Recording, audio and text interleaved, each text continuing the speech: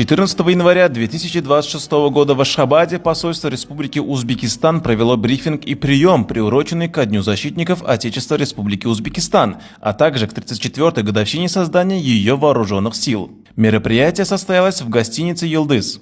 В своей приветственной речи советник посла Республики Узбекистан в Туркменистане Ашуров Жасур подчеркнул, что благодаря твердой политической воле лидеров Туркменистана и Узбекистана за последние годы туркмено-узбекские отношения поднялись на беспрецедентно высокий уровень стратегического партнерства.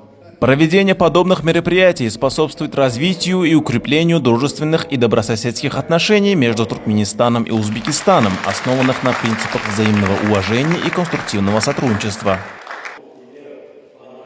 Благодаря твердой политической воле лидеров Узбекистана и Туркменистана за последние годы узбекско-туркменские отношения поднялись на беспрецедентно высокий уровень стратегического партнерства.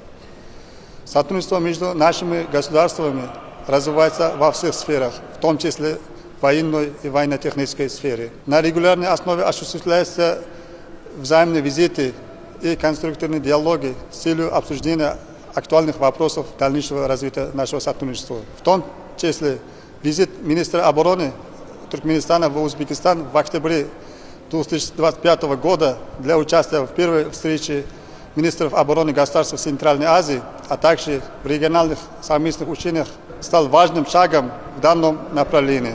Пользуясь случаем, выражаю огромную благодарность руководителям наших государств, его превосходительству, президенту Республики Узбекистан, уважаемому Шавкату Миромоновичу Мирзиёеву и его превосходительству президенту Туркменистана, уважаемому Сердару Гурбангуловичу Бердымухамедову и его превосходительству национальному лидеру туркменского народа, председателю Халк Маслихата Туркменистана, уважаемому Гурбангулу Маликуловичу Бердымухамедову